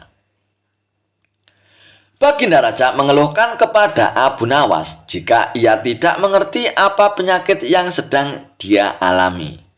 Karena belum ada satu orang tabib pun yang berhasil mengobatinya. Ia mengeluhkan rasa sakit dan panas di sekujur tubuhnya. Abu Nawas pun tertawa ketika mendengar keluhan sakit Baginda Raja. Hahaha. Baginda Raja pun merasa tersinggung dengan respon Abu Nawas yang tertawa tersebut. Hai Abu Nawas, kenapa engkau tertawa mendengar keluhanku? Tanya Baginda Raja dengan kesal. Tidak, Paduka. Kalau penyakit seperti itu gampang sekali menemukan obatnya, jawab Abu Nawas. Raja pun terkejut mendengar jawaban Abu Nawas. Beliau kemudian bertanya, jadi apa obatnya dan di mana kita bisa menemukannya obatnya itu, Abu Nawas? Tanya Baginda Raja. Oh, obatnya itu gampang, Paduka, yaitu telur unta. Paduka Raja bisa mendapatkannya di kota Baghdad. Tapi ada syaratnya, jelas Abu Nawas. Apa syaratnya Abu Nawas? Tanya Baginda Raja ingin segera tahu. Syaratnya adalah Baginda Raja sendiri yang harus menemukan obat tersebut. Dan bukan mengutus orang lain untuk mencarinya. Jelas Abu Nawas. Tanpa pikir panjang, Baginda Raja pun menerima syarat dari Abu Nawas tersebut. Baginda Raja segera bergegas menuju Baghdad dan menyamar sebagai rakyat biasa, dan dikawal oleh beberapa pengawal kerajaan yang juga menyamar. Sesampainya di kota Baghdad, Mereka pun mengitari seluruh sudut pasar mencari penjual telur unta. Namun mereka tidak pernah kunjung menemukan telur unta yang dicarinya. Baginda Raja dan para pengawal terus berusaha mencari tetapi hanya mendapatkan kelelahan, keletihan dan keringat saja. Baginda Raja pun mulai menggerutu dan memikirkan hukuman yang akan diberikan kepada Abu Nawas karena memintanya untuk mencari obat yang tidak pernah ditemukannya. Baginda Raja dan pengawal pun bergegas kembali ke istana. Dan ketika hendak berangkat, ia melihat seorang kakek tua yang sedang berjalan. Baginda Raja pun segera menghampirinya. "Hai kek, bolehkah saya bertanya sesuatu?" tanya Baginda Raja. "Ya, boleh," jawab si kakek. "Di mana saya menemukan telur unta, kek?" tanya Baginda Raja. "Hah? Telur unta?" Si kakek kemudian terdiam sejenak lalu tertawa lebar. Hahaha. Si kakek itu pun akhirnya menjelaskan jika tidak ada telur unta di dunia ini. Ia mengatakan jika hewan yang memiliki daun telinga itu melahirkan, bukan bertelur. Baginda dan para pengawal tersentak kaget mendengar penjelasan si kakek tersebut. Dan dalam keadaan murka pada Abu Nawas karena telah mempermainkannya, akhirnya Baginda Raja pun segera kembali ke istana. Keesokan harinya, Abu Nawas pun segera dipanggil menghadap Baginda Raja. "Hai Abu Nawas, berani sekali kamu mempermainkan aku. Bukankah unta tidak bertelur?" ujar sang raja dengan marah. "Betul Paduka," jawab Abu Nawas. Tanpa penjelasan lebih lanjut dari Abu Nawas, Baginda Raja pun langsung memerintahkan pengawalnya untuk memberikan hukuman berat kepada Abu Nawas. "Tunggu dulu Baginda, sebelum Baginda menghukum hamba, bolehkah hamba bertanya bagaimana kabar Baginda sekarang?" tanya Abu Nawas. "Alhamdulillah, aku sangat sehat sekarang dan begitu bersemangat ingin segera memberikan hukuman kepadamu Abu Nawas," jawab Baginda Raja tanpa menyadari jika itu adalah pertanyaan jebakan Abu Nawas. "Berarti hamba berhasil menyembuhkan Paduka Raja," jawab Abu Nawas. Baginda Raja pun terdiam. Ia mulai menyadari jika sebelumnya adalah taktik Abu Nawas menyembuhkan dirinya meskipun dengan cara yang tidak masuk akal. Baginda Raja pun tidak dapat berkata apa-apa selain mengakui kecerdikan Abu Nawas. Dan akhirnya ia pun memberikan hadiah atas keberhasilannya dalam sayembara menyembuhkan Baginda Raja. Kisah Abu Nawas mengajari lembu mengaji Al-Quran. Suatu hari, Baginda Raja Harun Ar-Rasyid memanggil Abu Nawas untuk datang ke istana. Baginda Raja pun menyuruh pengawalnya untuk memanggil Abu Nawas. "Hai pengawal, panggil Abu Nawas kemari hari ini juga," titah Baginda Raja. Lalu pengawal itu pun bergegas menuju ke rumah Abu Nawas.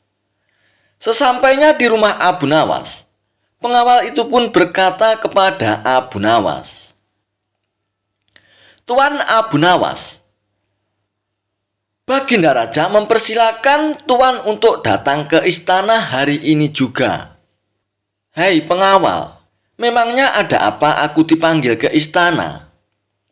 "Hamba tidak tahu Tuan. Mungkin Baginda Raja nanti di istana akan memberi penjelasan kepada Tuan Abu Nawas," ucap pengawal itu. "Baiklah, mari kita datang ke istana kalau begitu pengawal," ucap Abu Nawas. Lalu pengawal dan Abu Nawas pun bergegas menuju istana. Tak beberapa lama kemudian, akhirnya Abu Nawas pun tiba di istana. Abu Nawas pun langsung menghadap Baginda Raja. "Hai Abu Nawas," kata Baginda Raja, "tahukah kamu mengapa aku panggil kemari? Aku minta tolong kepadamu Abu Nawas untuk mengajari lembuku ini supaya bisa mengaji Al-Quran. Jika lembuku ini tidak dapat mengaji, niscaya aku akan menyuruh mereka untuk membunuhmu." Titah Baginda Raja. "Baiklah tuanku yang mulia," jawab Abu Nawas. "Titah Paduka yang mulia hamba junjung di atas kepala hamba." Kemudian Abu Nawas pun disuruh pulang dengan membawa seekor lembu. Sesampainya di rumah, lembu itu pun diikat erat-erat pada sebatang pohon kurma. Esok harinya, Abu Nawas mulai memukul lembu itu dengan sebuah cambuk rotan sampai setengah mati. Ketika binatang itu hampir mengamuk, Abu Nawas mengucapkan kata atau.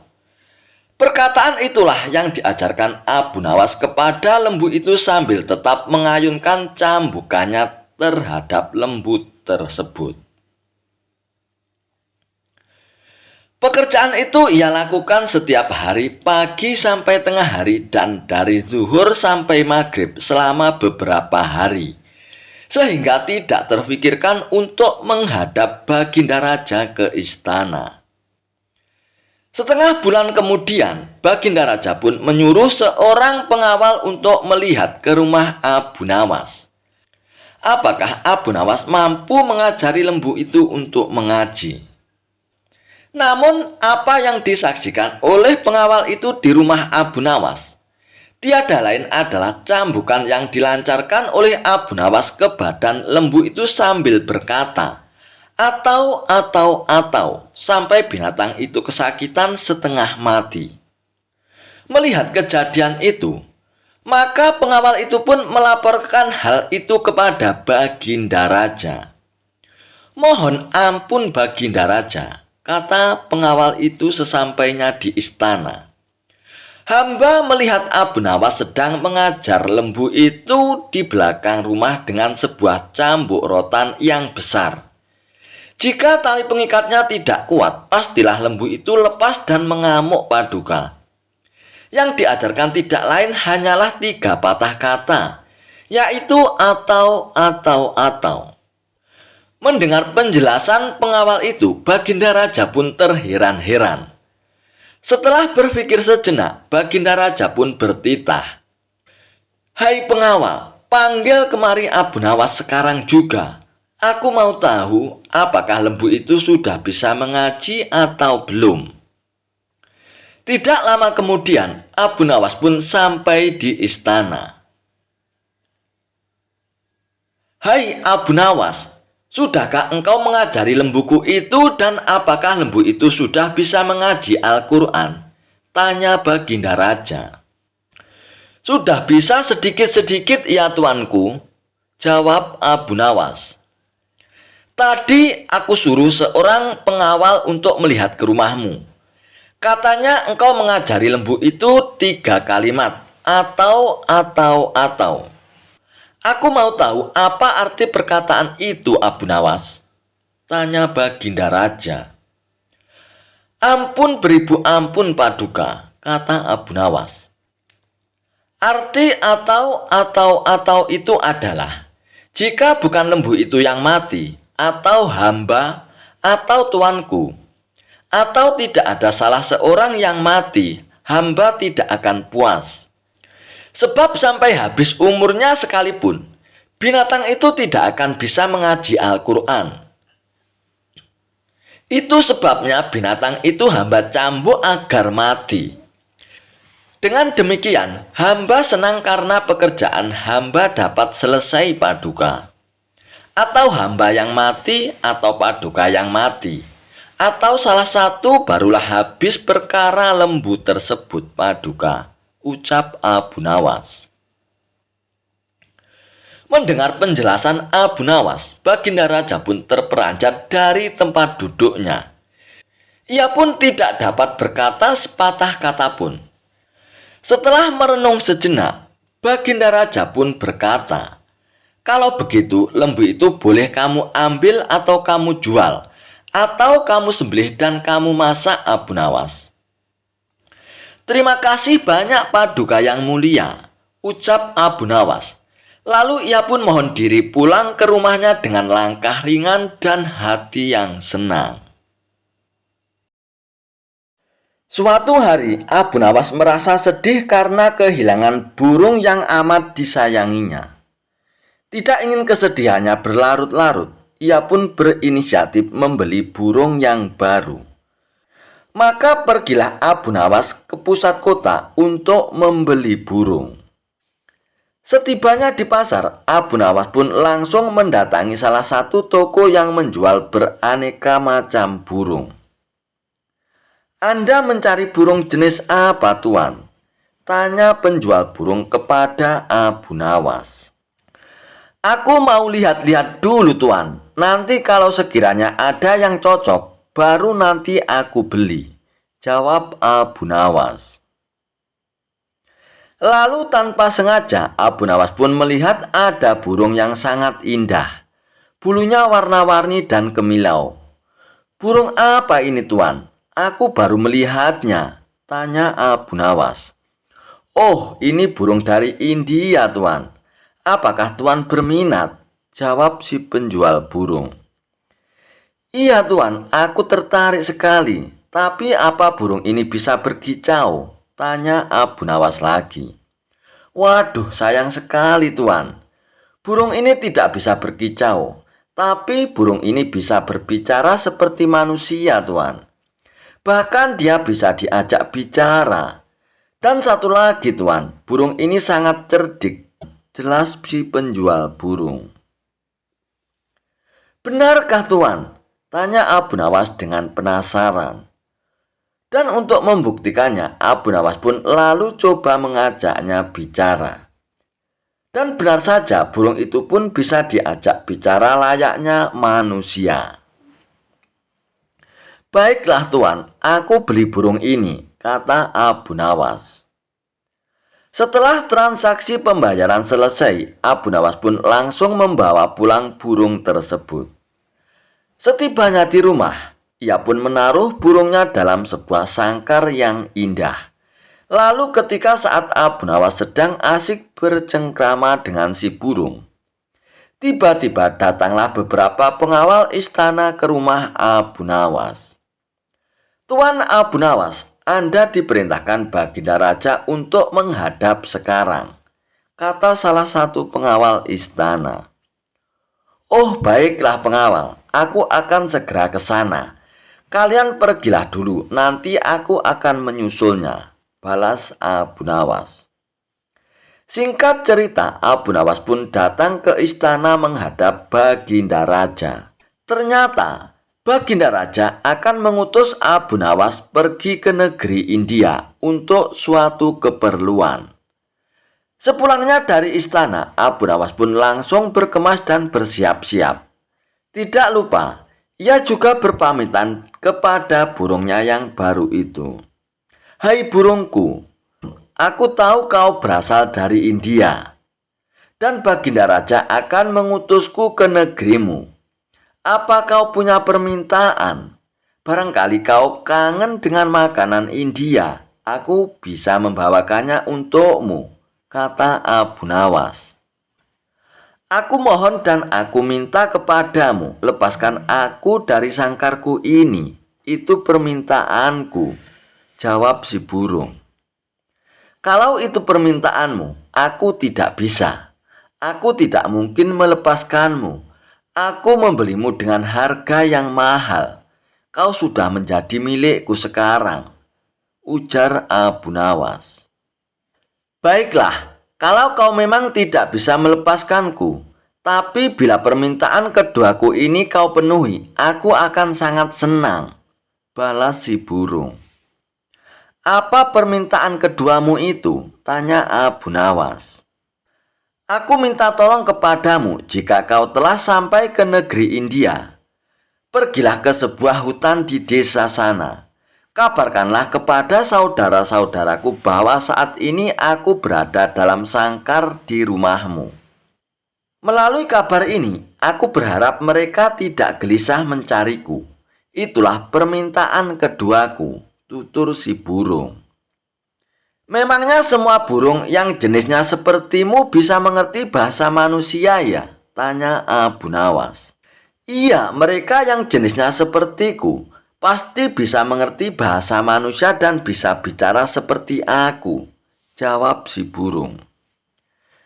Baik, aku akan berusaha memenuhi permintaan keduamu, ucap Abu Nawas. Singkat cerita, sampailah Abu Nawas di negeri India. Ia pun langsung melaksanakan tugas dari Baginda Raja. Setelah tugas-tugasnya selesai, barulah Abu Nawas menuju hutan di desa yang dimaksud oleh burungnya. Dan tidak disangka-sangka, baru saja memasuki hutan beberapa puluh meter, Abu Nawas melihat sekawanan burung hinggap di sebuah dahan pohon tepat di atas kepalanya. Burung-burung itu mirip dengan burung yang ada di rumah Abu Nawas. Abu Nawas pun segera berkata kepada sekawanan burung itu, "Wahai burung, aku ingin menyampaikan pesan dari saudaramu, bahwa saat ini saudaramu terkurung di dalam sangkar yang ada di dalam rumahku. Kalian jangan mencarinya, karena saat ini saudaramu telah menjadi milikku," kata Abu Nawas. Mendengar kabar tersebut, salah satu burung tiba-tiba pingsan dan terjatuh mengenai kaki Abu Nawas. Lalu Abu Nawas pun memungutnya dan membolak-balik badan si burung. Aneh, burung ini mendadak mati. Mungkin ia kaget karena mendengar kabar saudaranya sekarang terpenjara dalam sangkar dan jauh berada di negeriku, kata Abu Nawas dalam hatinya. Abu Nawas pun tidak mau ambil pusing atas kejadian ini. Hal terpenting dia adalah menyampaikan pesan si burung kepada saudara-saudaranya. Abu Nawas pun lalu memutuskan berlayar kembali dan pulang ke negerinya. Setibanya di rumah, ia memberitahu kepada burungnya bahwa permintaannya telah disampaikan. "Bagaimana kabar saudara-saudaraku? Apakah mereka baik-baik saja?" tanya si burung kepada Abu Nawas. "Semuanya baik-baik saja, tapi ada salah satu burung yang tiba-tiba langsung mati saat mendengar kabar kalau kau sekarang berada di sini," kata Abu Nawas. Mendengar berita yang disampaikan oleh Abu Nawas, burung yang ada di sangkar itu pun tiba-tiba pingsan dan jatuh. Spontan saja Abu Nawas menjadi kaget dan segera mengambil burung tersebut. Setelah dibolak-balikkan, ternyata burungnya mati mendadak. Apakah mungkin ini gara-gara mendengar kabar kalau saudaranya telah mati? Ia sangat terkejut sampai mengalami kematian, pikir Abu Nawas.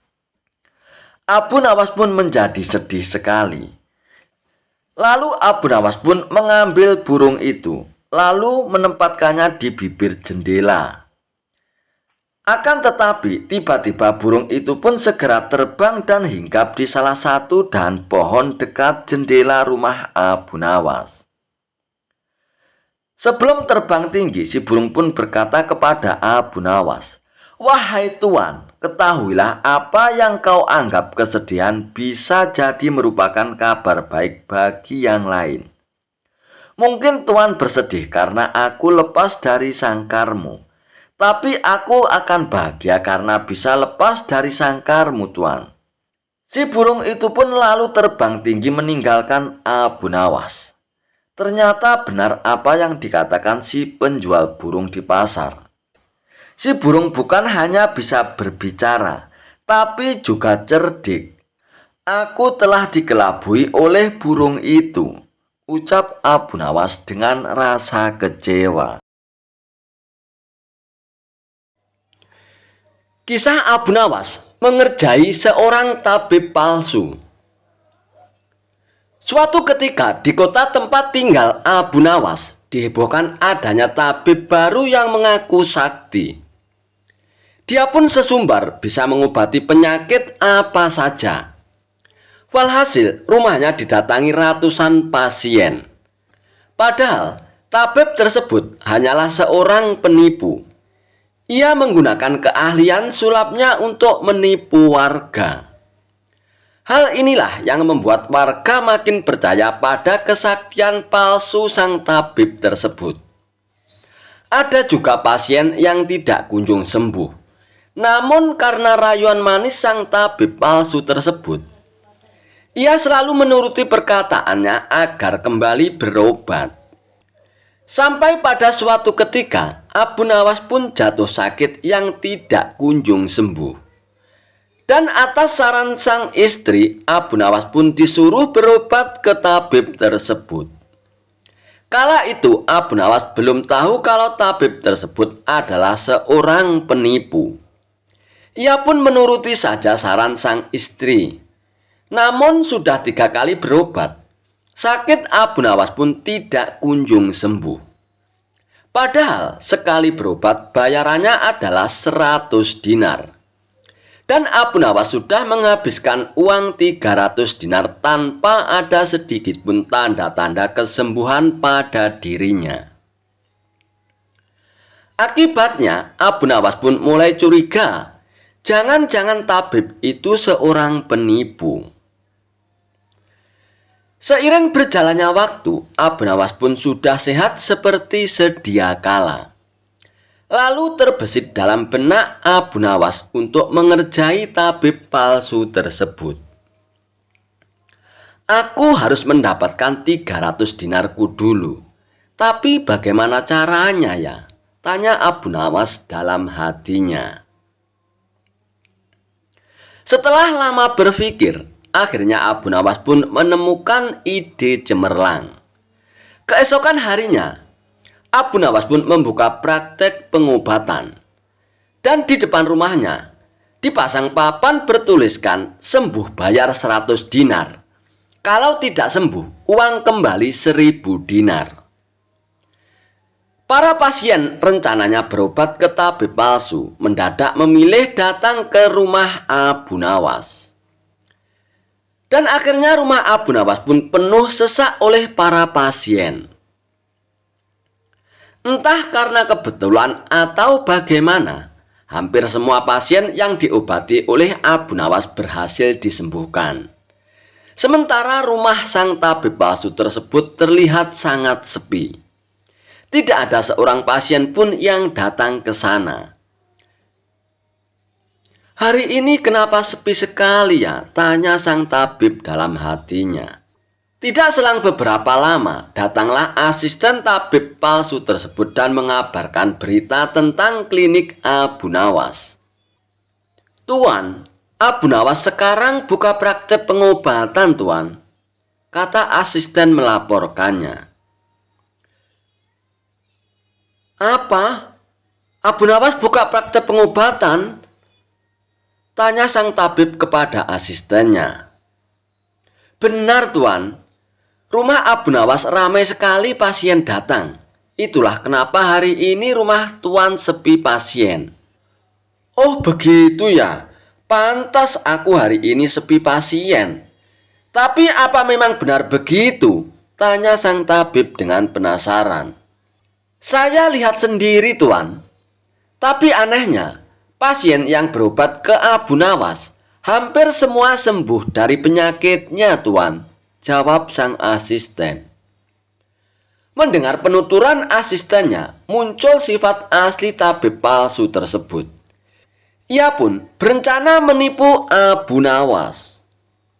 Beberapa hari ke depan untuk sementara kita tutup dulu, asisten. Biarlah Abu Nawas yang membuka praktek pengobatannya, ucap sang tabib kepada asistennya. Memangnya kenapa, Tuan? Tanya asisten dengan penasaran. Aku punya rencana untuk menipu Abu Nawas. Aku pasti akan mendapatkan 1000 dinar dari Abu Nawas nantinya, jawab tabib palsu tersebut. Tapi bagaimana caranya, Tuan? Tanya sang asisten bertambah penasaran. Begini, asisten. Aku akan berobat ke tempat Abu Nawas. Aku akan berpura-pura sakit pada indera perasa lidahku. Kalau ditanya sembuh atau tidak, tentu saja aku akan mengatakan tidak.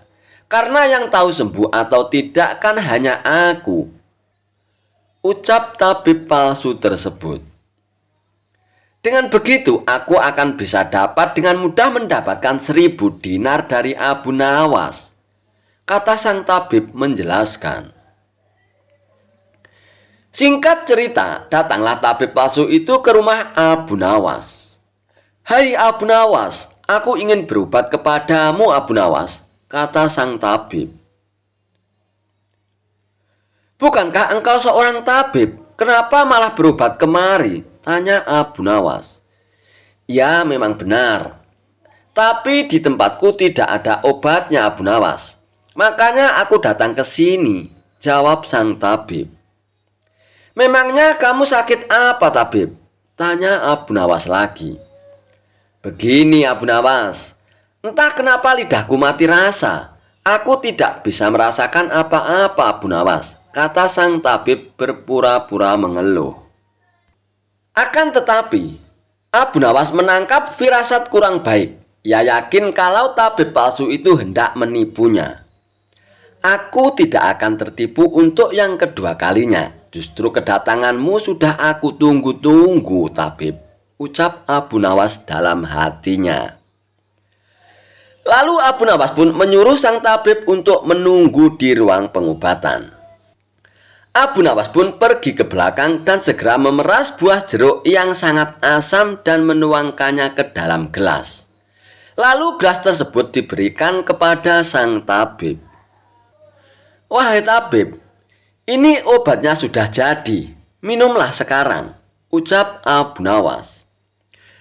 Ketika sang tabib meminumnya, mukanya mendadak berkerut menahan rasa kejut. Kamu menipu aku ya Abu Nawas. Ini bukan obat, tapi air jeruk yang sangat kecut Abu Nawas, kata sang tabib dengan emosi. Alhamdulillah, berarti lidahmu sudah tidak lagi mati rasa, tabib. Sekarang bayarlah ongkosnya, yaitu 100 dinar, pinta Abu Nawas. Waduh, aku keceplosan. Gagal lagi rencanaku, pikir sang tabib palsu tersebut. Lalu sang tabib itu pun terpaksa memberikan uang 100 dinarnya kepada Abu Nawas. Tapi sang tabib tidak putus asa. Ia pun terus berusaha agar bisa mendapatkan 1000 dinar dari Abu Nawas. Hari berikutnya, ia pun kembali mendatangi Abu Nawas. Hai Abu Nawas, aku mau berobat lagi Abu Nawas, kata sang tabib palsu tersebut. Oh silakan tabib. Apa lidahmu masih mati rasa lagi? Tanya Abu Nawas meledeknya. Bukan Abu Nawas, kali ini penyakitnya berbeda, jawab sang tabib. Luar biasa, ternyata kamu punya banyak stok penyakit ya tabib. Kali ini apa penyakitnya? Tanya Abu Nawas lagi. Aku hilang ingatan Abu Nawas, jawab tabib tersebut. Apakah kamu kesandung kasus korupsi tabib? Makanya hilang ingatan, tanya Abu Nawas. Enak saja kamu Abu Nawas. Memangnya aku pejabat apa? Jawab tabib dengan nada protes. Baiklah, sekarang kamu tunggu di sini sebentar. Aku akan mengambilkan obatnya tabib, ucap Abu Nawas. Tidak beberapa lama kemudian, Abu Nawas pun kembali menemui sang tabib palsu. Ini obatnya tabib, silakan diminum, kata Abu Nawas sambil memberikan gelasnya. Aku tidak mau minum air ini Abu Nawas, ucap tabib tersebut. Loh, memangnya kenapa tabib? Katanya ingin sembuh, kok tidak mau minum obatnya, ucap Abu Nawas. Lah ini kan perasan air jeruk seperti kemarin Abu Nawas. Aku tidak mau minum. kata sang tabib menolaknya. Alhamdulillah, tanpa meminumnya pun kamu sudah sembuh, tabib. Sekarang bayar 100 dinar lagi, pinta Abu Nawas. Sudah sembuh? Sembuh dari mana, Abu Nawas? Apanya yang sembuh? Kamu jangan mengada-ada, Abu Nawas, protes sang tabib tersebut. Nah, buktinya kamu masih ingat dengan obat yang kemarin aku berikan. Berarti sakit hilang ingatanmu sudah sembuh, tabib, jelas Abu Nawas. Untuk kedua kalinya, rencana sang tabib palsu mengalami kegagalan juga. Mau tidak mau, ia pun harus memberikan uang 100 dinar lagi kepada Abu Nawas. Kurang ajar Abu Nawas, ternyata tidak sebodoh yang kukira, pikir tabib palsu tersebut. Tidak terima dengan dua kegagalan yang dialaminya, tabib palsu itu pun berpikir keras untuk bisa mengalahkan Abu Nawas. Setelah merenung agak lama, akhirnya ia pun mendapatkan ide. Aku pasti akan berhasil kali ini, ungkap tabib dengan rasa yakin. Kali ini ia pun berpura-pura buta. Si tabib palsu itu pun berjalan ke rumah Abu Nawas dengan bantuan tongkat di tangannya. Setelah tiba di tempat Abu Nawas pun sempat kaget dengan penuh rasa iba. Abu Nawas pun bertanya kepada sang tabib, "Apa yang menimpamu, tabib, dan mengapa kamu bisa seperti ini?" Si tabib palsu itu pun menjawab, "Tolonglah aku, Abu Nawas, mataku tiba-tiba buta, sembuhkanlah aku, Abu Nawas," ucap tabib tersebut. Tabib palsu itu pun kemudian dipersilakan masuk dan duduk di ruang pengobatan oleh Abu Nawas. Setelah mengamati dengan seksama, Abu Nawas pun akhirnya menyadari bahwa itu adalah tipuan belaka. Namun Abu Nawas tidak pernah kehilangan akal. Ia punya cara lain untuk menghadapinya. "Sepertinya penyakit kebutaanmu sudah sangat parah, tabib. Maafkan aku untuk kali ini tidak mampu mengobatinya, tabib," ucap Abu Nawas berpura-pura sedih. Mendengar jawaban tersebut, sang tabib langsung kegirangan. Akhirnya bisa mengelabui Abu Nawas juga kali ini aku. "Terus bagaimana ini, Abu Nawas? Padahal aku berharap banyak kepadamu," kata sang tabib berpura-pura. "Iya, mau bagaimana lagi, tabib? Aku tidak mungkin bisa menyembuhkanmu," jawab Abu Nawas. "Oh, kalau begitu aku akan dapat 1000 dinar darimu dong, Abu Nawas," tanya tabib palsu dengan penuh harap. "Tentu saja kawan, aku tidak mungkin berdusta," balas Abu Nawas. Kemudian Abu Nawas pun masuk ke dalam rumah untuk mengambil uang. "Ini uangnya 1000 dinar untukmu, tabib," ucap Abu Nawas sambil memberikan uangnya. Tabib palsu itu pun dengan penuh kegirangan menerima uang tersebut. Tapi setelah uangnya dihitung, ia langsung murka. "Hai Abu Nawas, kenapa hanya 10 dinar yang kau berikan?" tegas tabib palsu dengan emosi. "Hai tabib, dari mana kamu tahu kalau jumlahnya hanya 10 dinar? Tanya Abu Nawas balik. "Uangnya memang ada 10, tapi pecahannya 1 dinar saja ini. Bukan 100 dinar, Abu Nawas. Memangnya aku buta apa?" balas tabib tambah emosi. "Alhamdulillah, sekarang kamu sudah sembuh, tabib," kata Abu Nawas sambil mengambil kembali uangnya. "Maksudmu ini apa, Abu Nawas? Kenapa uangnya diambil lagi?" tanya tabib dengan kebingungan. "Loh, kamu kan sudah sembuh. Sekarang sini bayar 100 dinar, pinta Abu Nawas. "Sembuh apanya? Kamu jangan mengada-ada lagi, Abu Nawas," protes tabib tersebut. "Bukankah kamu kesini katanya mengalami kebutaan? Tapi kamu bisa membedakan mana pecahan 1 dinar dan pecahan 100 dinar.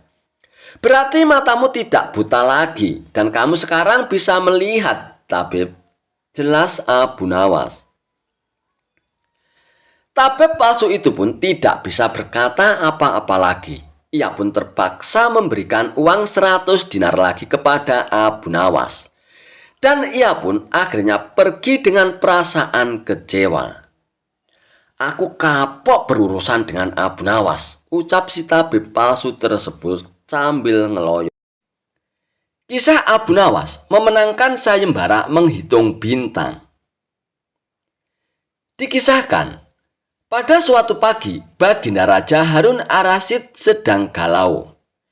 Ia berjalan mondar-mandir di kamar pribadinya. Sambil merenung, terlintas sebuah pertanyaan di benaknya. Berapa jumlah bintang di langit dan bagaimana cara untuk menghitungnya? Siang harinya, Baginda Raja Harun Ar-Rasyid pun membuat sayembara. Barang siapa yang bisa menghitung jumlah bintang di langit dan memberitahukan cara menghitungnya, akan diberikan beberapa koin emas sebagai hadiahnya. Maka pengumuman sayembara pun disebarkan ke seluruh penjuru wilayah kerajaan oleh petugas istana. Banyak yang penasaran dengan isi sayembara tersebut, sehingga mereka pun berbondong-bondong dan berkerumun. Beberapa orang nampak sangat minat dan berpartisipasi. Sayembara tersebut terbuka bagi siapapun tanpa terkecuali. Baginda Raja Harun Ar-Rasyid sendiri yang akan memimpin jalannya sayembara. Dan tiba saatnya sayembara pun dimulai. Dan bertempat di lapangan luas sebelah istana kerajaan. Siapa yang bersedia maju duluan, ucap Baginda Raja. Dan tanpa diduga, peserta pertama adalah komandan pengawal istana. Berapa jumlah bintang di langit? Tanya Baginda Raja kepada komandan pengawal istana. Jumlah bintang di langit itu jutaan, Baginda, jawab komandan pengawal istana dengan tegas. Bagaimana cara menghitungnya? Raja kian penasaran. Komandan pengawal istana pun diam beberapa saat, kemudian geleng-gelengkan kepala dan tidak bisa menjawabnya. Sambil melirik, Raja pun mempersilahkan komandan istana untuk duduk kembali. Siapa lagi yang mau mengikuti sayembara ini? Silakan maju, ucap Baginda Raja dengan keras. Seorang pedagang kain sutra melangkah ke arah Baginda Raja sambil membenahi pakaiannya yang kurang rapi. Berapa jumlah bintang di langit, wahai pedagang kain? Tanya Baginda Raja. Jumlahnya miliaran, Baginda, jawab pedagang itu. Bagaimana caramu menghitungnya? Tanya Baginda Raja lagi. Karena ekspresi pedagang kain sama seperti peserta pertama, akhirnya Baginda Raja pun mempersilahkan untuk kembali ke tempatnya semula. Menuju hitungan mundur kedua, Abu Nawas pun mengacungkan tangannya sambil merangsek ke depan. Saya yang bisa menjawab pertanyaan itu, wahai Paduka Raja, ucap Abu Nawas. Berapa jumlah bintang di langit, wahai Abu Nawas? Dan bagaimana kamu menghitungnya? Tanya Baginda Raja. Sebelum menjawab pertanyaan, Abu Nawas minta disediakan seekor kuda jantan besar. Beberapa panitia sayembara pun menggelandang hewan yang diminta oleh Abu Nawas. Jumlah bintang di langit menurut saya adalah sama dengan jumlah semua bulu kuda yang ada di kerajaan ini, Paduka Raja, jawab Abu Nawas sambil menunjuk ke arah kuda tersebut. Dan cara menghitungnya pun sangat simpel, Paduka. Tinggal memulai dari angka 1 sampai selesai. Silakan Baginda Raja sendiri yang menghitung. Kalau Baginda tidak percaya, ucap Abu Nawas. Kerumunan peserta pun saling pandang satu sama lain. Beberapa saat suasana pun hening menyelimuti sayembara tersebut. Semua terpana dengan jawaban Abu Nawas. Raja pun berpikir bahwa tidak mungkin bisa menghitung semua bulu kuda yang ada di kerajaan. Akhirnya raja pun berdiri dan maju sambil memberikan hadiah beberapa batang emas kepada Abu Nawas. Memang kau cerdik sekali Abu Nawas, dan ini aku berikan hadiah kepadamu. Kau memang hebat Abu Nawas, ucap Baginda Raja.